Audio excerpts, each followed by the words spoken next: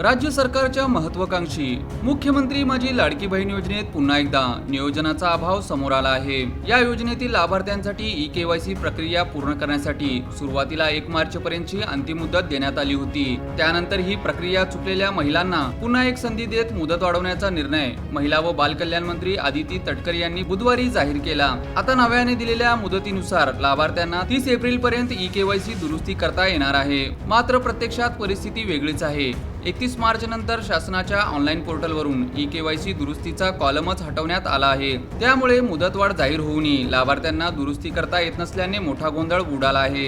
ग्रामीण व शहरी भागातील हजारो महिला लाभार्थी सध्या ई-केवायसी पूर्ण करण्यासाठी सेवा केंद्राकडे येत आहेत, परंतु पोर्टलवर पर्याय उपलब्ध नसल्याने त्यांना रिकाम्या हाताने परत जावे लागत आहे। यामुळे लाभार्थ्यांमध्ये समभ्रम निर्माण झाले आहे।